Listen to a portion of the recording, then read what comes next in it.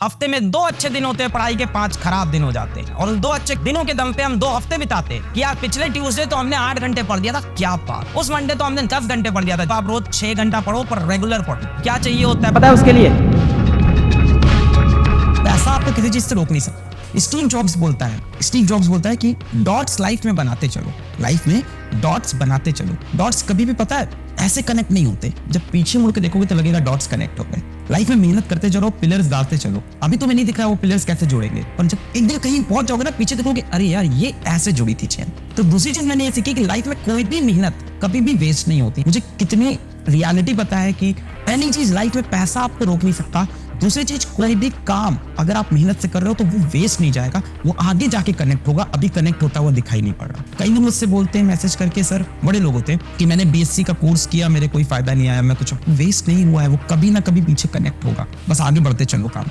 तीसरी चीज जो मैंने इस पूरे एक्सपीरियंस से सीखी वो है जज्बा और जुनून। अगर करने का जुनून है, रात रात हमने एडिटिंग की, अगर करने का जज्बा है तो काम होगा। चौथी चीज मैंने ये सीखी कि सच में विनिंग इंपॉर्टेंट नहीं होती अगर आप अपनी पूरी मेहनत दो और आपका काम अच्छा हो। डॉट्स पीछे कनेक्ट होते हैं, आगे नहीं कनेक्ट होते। अभी से मत कनेक्ट करो कि ये वेस्ट होगा, ये फायदा, ये चैप्टर करने से कुछ फायदा होगा कि नहीं। कोई एक्स्ट्रा ऑर्डिनरी चीज करके सिलेक्शन नहीं होता है। सिर्फ ऑर्डिनरी चीजों को रिपीटेड वे में सेम ट्रैक में कंसिस्टेंट होके करना पड़ता है। और कंसिस्टेंसी गायब होती है हम सब में, कंसिस्टेंसी हमें गायब होती है। हफ्ते में 2 अच्छे दिन होते हैं, पढ़ाई के 5 खराब दिन हो जाते हैं। और 2 अच्छे के दिन पे 2 अच्छे दिनों के दम पे हम 2 हफ्ते बिताते हैं कि यार पिछले ट्यूसडे तो हमने 8 घंटे पढ़ दिया था, क्या बात। उस मंडे तो हमने 10 घंटे पढ़ दिया था। जरूरत नहीं है आपको आप रोज 6 घंटा पढ़ो पर रेगुलर पढ़ो। कंसिस्टेंसी बहुत टफ चीज है। I agree. क्या चाहिए होता है पता है उसके लिए? स्टिलनेस ऑफ माइंड, पीस, शांति। आप 10 झमेलों में खुद को मत फंसाओ। आप अपने लाइफ के एम के लिए क्लियर रहो।